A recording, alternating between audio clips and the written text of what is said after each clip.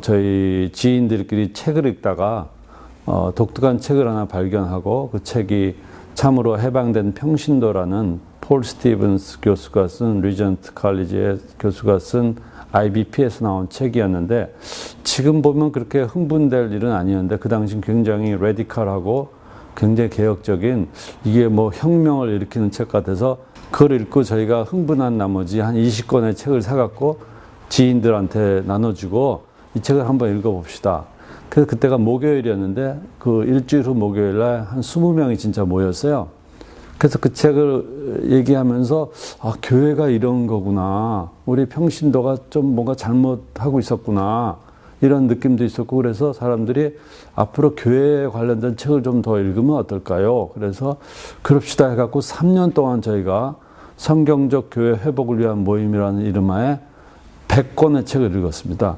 그래서 저희가 교회에 대해서 많은 이제 이야기도 듣고 실제 사례도 보고 그러다 보니까 이제 그 모임 중에는 목사님도 계셨고 교수들도 있었고 변호사도 있었고 일반 시민들도 있었는데 교회를 하자는 말이 솔솔 나오기 시작했는데 그럼 교회 안에서 하지 뭘 그렇게 혼자 만드느냐 힘들지 어떻게 목사님 없이 내지는 풀타임 없이 우리는 사역비도 없을 텐데 어떻게 하냐 그래서 만인 제사장설 얘기하는 사람도 있고 그거 다 이제 이론적으로 검증되는데 뭐 이렇게 어려워하냐 합시다 하다가 개인적인 어떤 체험을 하게 됐죠. 저희 애가 이름 모를 병에 한 40일 동안 이제 병원에 입원하게 됐는데 한 40일쯤 되니까 진짜 주님 뭐 데려가 주세요 할 정도로 절박한 상황에서 그때 하나님 왜 이런 병명을 알면 오히려 덜 답답할 텐데 그래서 저희가 저희 부부나 그 리더들끼리 의논한 결과 이건 뭔가 하나님 사인이다. 그래서 개인적으로 확신을 했고 그래서 이건 교회를 시작하라는 강권적으로 시작하라는 말씀해갖고 거침없이 합시다 해갖고 저희 집을 제공을 했습니다. 그래서 가정교회로부터 시작을 합시다 해서 저희 교회에서 1996년 1월 6일 날 시작하게 됐는데 놀라운 것은 그 전에 우리 애가 다 낳았습니다.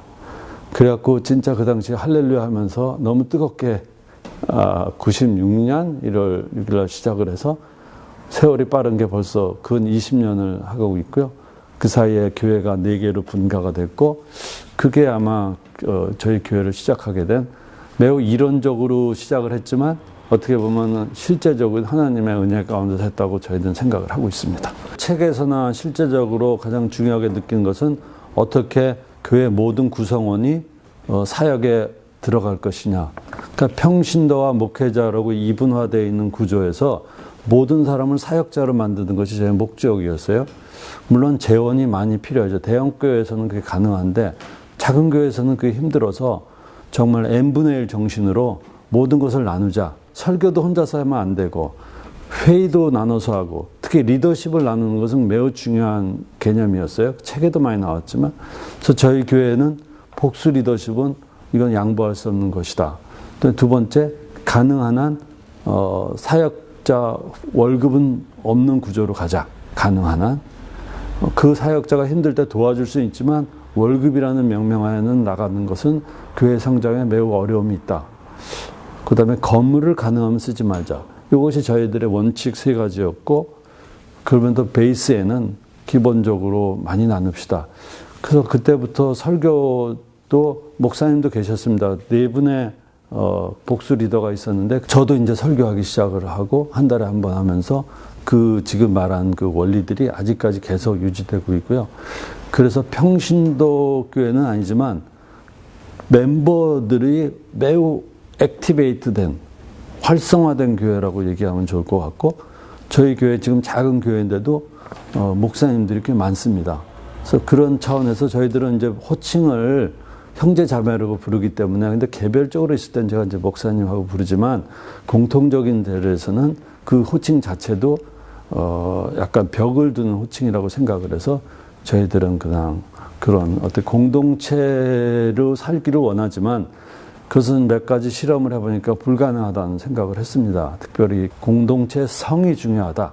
그래서 저희가 그런 나누죠. 그래서 저희 교회의 핵심적 가치는 평신도 중심의 뭐 평신도라는 말도 좋은 말은 아니라고 생각하는데 어쨌든 모든 교인들이 참여하는 민주적 구조의 어떠한 공동체성을 강조하는 교회, 이렇게 이해되시면 좋을 것 같습니다. 새 포도주는 새 부대라는 그 성경 구절을 저희들은 매우 강조하는데 어떤 새로운 틀이 굉장히 중요하고 또 기존 교회의 방식보다 저희들이 원하는 어떤 스피릿을 담으려면 구조도 분명히 스피릿에 맞아야 된다고 판단을 해서 저희들이 그 구조를 택했는데 그 구조의 핵심은 지금 그 기존 교회, 특히 작은 교회의 어려움 중에 하나는 저희들이 경험하기는 저희들이 헌금을 많이 모으고 모아도 결국은 한 분의 사역비에 거의 다 동원이 되기 때문에 모빌라이제이션이 안 돼서 결국은 장기적으로 그분들이 힘들어서 큰 교회를 가버리기 때문에 저희들은 초창기 때 작지만 선교도 많이 하고 특히 어려운 사람이 생기면 교회에 그 많은 돈으로 도울 수 있고 그래서 굉장히 알찬 활동을 했습니다. 그것은 새로운 급진적인 방법이라기보다도 저희 정신에 맞는 방법인데 그래서 그 모델을 개혁적이라고 얘기하지만 급진적이라고 얘기할 때는 해체를 해야 되는 건데 저희는 급진적이라고 생각을 안 하고 저에게 맞는 구조라고 했는데 기존 교회는 아마 급진성을 좀 발휘하려면 분립을 한다든가 분가를 한다든가 조금 더 그 구조를 바꿔줘야 되는 건데 국가가 그렇고 단체가 그러듯이 구조 바꾸는 이슈는 굉장히 어려운 이슈이기 때문에 도전적이지만 여전히 중요한 일이고 기존 교회도 어느 정도의 구조는 바꿔야 되지 않을까 그런 생각을 합니다. 기존 교회의 장점이면서 단점이 익명성이라고 봅니다. 그러니까 그냥 자기가 드러나지 않는 것이 장점일 수도 있지만 치명적 단점이 되는데 저희 교회에 오면은 100% 드러납니다. 무슨 영성이 드러나는 게 아니라 부부싸움하는 횟수마저 드러나고 자녀들에게 어떤 대화를 하는지 드러나기 때문에 그게 부담을 느끼면은 저희 교회에 나오긴 좀 힘들겠지만 그거를 중요시하는 분들은 이게 드러나고 드러나다 보니까 교인으로서 내가 앞으로 언젠가는 대표 기도를 곧 해야 되는구나. 내가 최소한 주일학교 설교는 해야 되는구나. 저희는 다 n분의 1이고 은사 공동체이기 때문에 목사님이 설교하는 게 아니라 설교할 수 있는 분이 설교하는 그런 구조입니다. 그래서 저도 설교를 하고 검증을 하고 평가를 하기 때문에 그래서 교인들이 내가 여기서 정신 못 차리면은 힘들구나 하는 것을 자연스럽게 그래서 실은 부담이지만 그것이 거룩한 부담인 것 같아요. 그래서 저희가 아마 평균적 신앙 영적 수준을 재면 굉장히 높은 리더 수준의 신앙을 유지하는 것이 목적입니다. 그 이유 중에 하나는 교인들이 우리 교회도 나도 언젠가는 분가해서 나가야 되는구나 알기 때문에 본인들이 분가에 대한 준비를 해서 장점은 매우 성장이 빠르다는 거고 영적 성적이나 단점은 너무 노출이 되기 때문에 신앙의 통전성이 회복되지 않은 분들은 좀 힘들 수가 있죠. 그래서 그건데 저희가 그걸 실험적으로 한 20년 하다 보니까 가정도 회복되고 자녀 관계도 회복이 되고 본인의 신앙적인 성장도 되고 그래서 저는 이 모델이 어느 작은 그룹에서는 매우 중요하다고 생각을 합니다. 저희들이 갖고 있는 철학 중에 하나는 교회는 교회의 목적이 내부적이지 않고 외부적이라고 믿고 있습니다. 많은 단체들은 그 내부 성장과 내부적으로 모든 자원이 동원이 되는데 저희는 외부에 있다고 봐서 저희는 사회적 선교라고도 표현도 할 수 있고 사회적 구제 이런 것도 되고 약간 외부 사역입니다. 그 중에 전도가 좀 중요하기도 하고 두 번째 이제 도움 사역인데 그래서 저희는 지역사회 어떻게 돕느냐 이런 것도 매우 중요해서 저희가 다른 단체를 돕는 것이 매우 중요하다고 봐서 저희는 매우 다른 단체들을 헌금을 통해서 많이 하게 무슨 첫 번째고 최근에 저희들이 북한 사역을 좀 하겠다는 분들이 나옵니다. 저희는 사역을 리더가 정하는 게 아니라 관심 있는 지체들이 말하면 그걸 리더나 다른 교인들이 도와주는 모델이기 때문에 한두 분이 북한 사역을 시작을 해서 저희들이 최근에는 북한에 그 여성 위생대 보내는 사역을 계속 오랫동안 해왔고요. 또 선교도 저희가 선교를 합시다 해갖고 일종의 탑다운식으로 어떤 그렇게 한 게 아니라 한 분이 라오스에 대해서 굉장히 관심이 많더니 결국은 라오스를 본인이 가겠다 그래서 그럼 우리가 도웁시다 해갖고 자연적으로 라오스도 보냈고요. 그 다음에 라오스 학생이 여기 왔어요. 그래서 그 친구를 결국 세례를 주고 침례를 줘서 그 친구가 완전히 지금 다 바뀐 삶으로 갔습니다. 그래서 2년 동안 라오스에서 온 젊은 학생을 그 당시 저희 학교에 한림대학교의 학생으로 왔기 때문에 그 학생을 우리가 돌보고 또 외국인들을 많이 돌보게 됩니다. 그래서 저희들은 실은 그 사역의 방향이 어떻게 딱 정해놓은 게 아니라 외향적으로 가야 된다는 구조 안에서 어떻게 하고 있고 다른 선교단체와 어떤 공유도 하게 되고요. 그래서 실제적으로 앞으로는 북한 사역이라든가 빈민 사역이라든가 독거 노인 사역이라든가 이쪽으로 이제 저희들이 좀 진행을 하고 있습니다. 교회 시작할 때는 좀 부정적으로 얘기하면 교회에 대한 기존교회에 대한 불만이 원인이 됐던 건 사실이라고 생각을 합니다.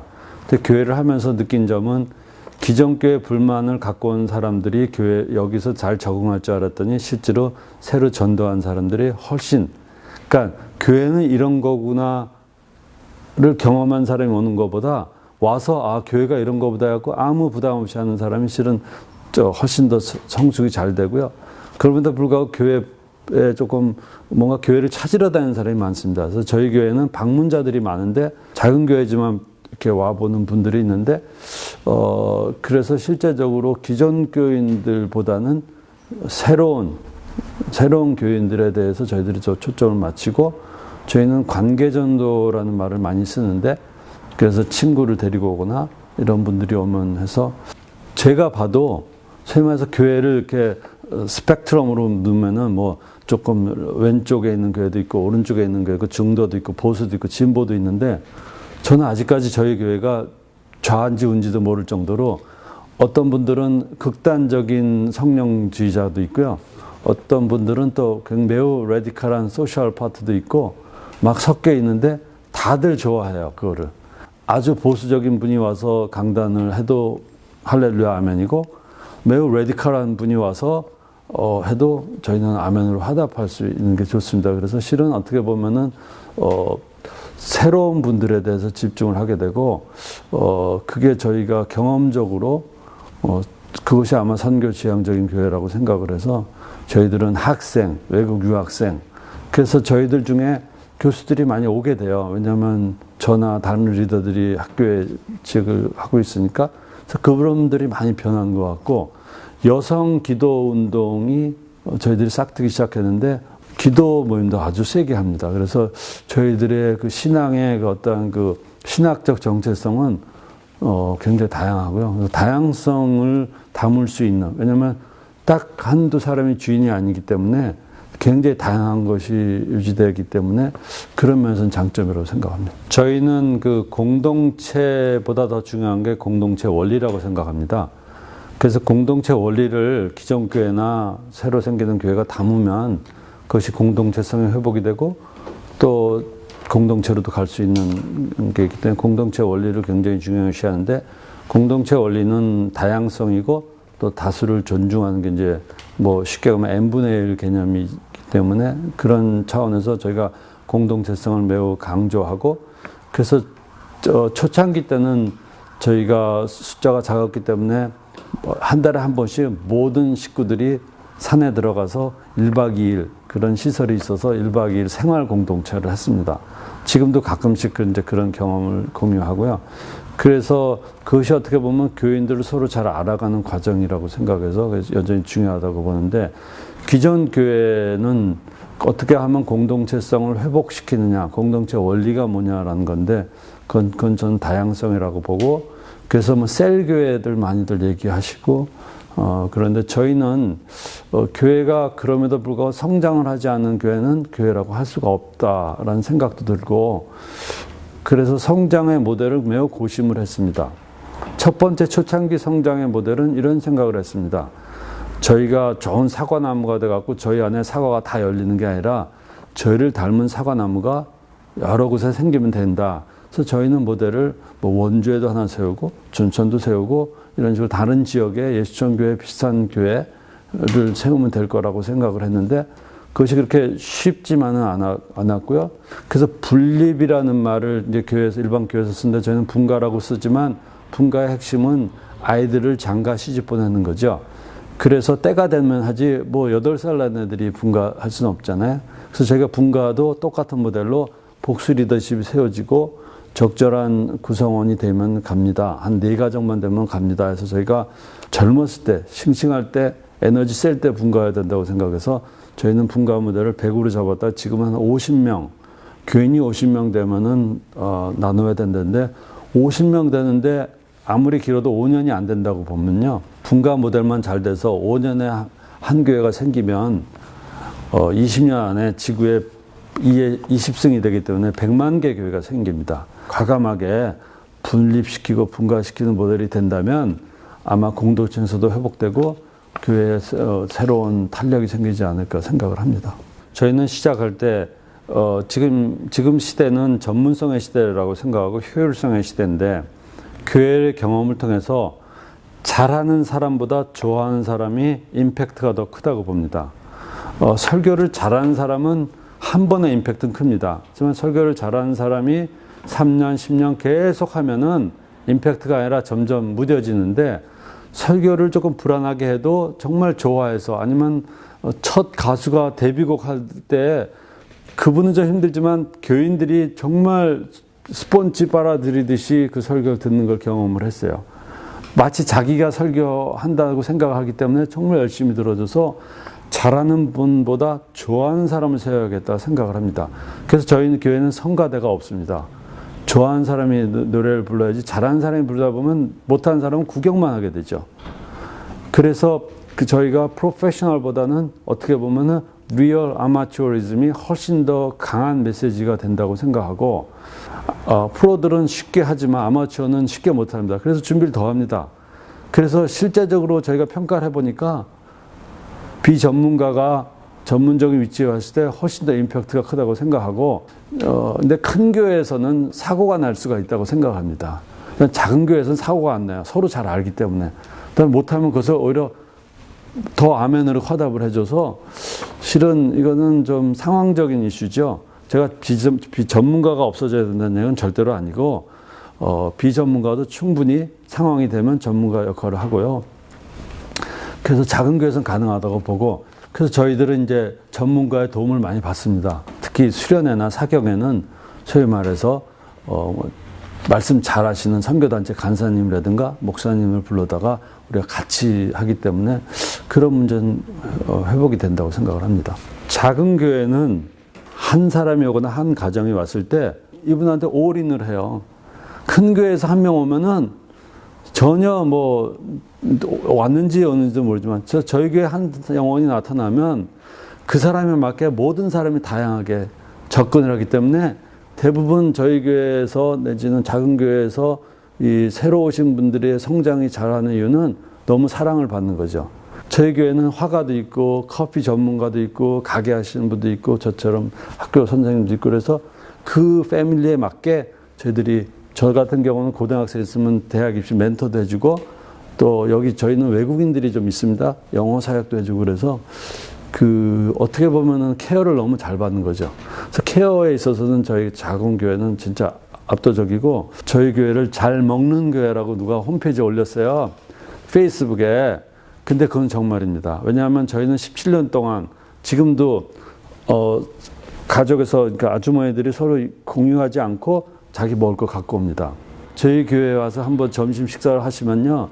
그 밥만 먹으러 오시라고도 아마 올 거예요. 정말 맛있고 진지해서 저는 교회 갈 때 영의 양식도 중요하지만 오늘 또 제대로 먹는구나 이 느낌 때문에 먹는 거를 굉장히 강조하는 교회입니다. 빨리 가려면 혼자 가는 게 정말 편하지만 정말 교회를 하루아침 할 게 아니라 주님 오실 날까지 하려면 오래 가고 멀리 가야 됩니다. 실은 목회자분들은 분명히 전문성이 있습니다. 케어라든가 설교라든가 은사적으로. 그런데 평신도도 물론 전문성이 저는 있다고 생각합니다. 그래서 남의 보석을 발견해서 그분을 세우는 거죠. 그러니까 실은 그들이 하게 하는 모델이죠. 그래서 실은 자신이 있으면 목사님들, 목회자들은 본인이 하지 마시고 기도하시고 가르치시면서 정말 기도만 하셔도 저는 된다고 생각해요. 단 다른 사람을 세우도록 가능하면 설교도 가끔씩은 양보도 해주는 게, 어떤 사람은 1년에 한 번이 아니라 평생에 한 번 설교한다고 생각하면 그분은요 1년 동안 준비해요. 그러면 성장이 설교할 때쯤 되면 다 변해서 설교를 하더라고요. 요번 간증하시랬더니 처음에 노하더라고요. 그래서 간증시켰더니 1년 동안 준비하면서 간증하기 전에 이미 성숙되는 걸 저희들이 많이 경험을 했어요. 그래서 교인들이 움직이게 하고, 너무 우리 목사님들이 너무 어려워요. 올인하고 너무 에너지를 다 빼는데, 저는 좀 무신냉담해갖고 남의 힘을 사용하는 그런 목회를 해야 그게 함께하는 목회라고 생각하고, 본인이 잘하더라도 참으시는 게 어떻게 보면은 진정한 고수의 길이라고 생각하고, 좀 쉽게 목회하셨으면, 정말 목회자들을 제가 옆에서 많이 보는데 너무 힘들게 하신 것 같아서 차라리 아예 그냥 편하게 하시고 기도하시고 더 본질적인 데 중심하시고, 제발 다른 사람을 사용하겠다는 마인드를 가지면 분명히 새로운 길이라고 생각합니다.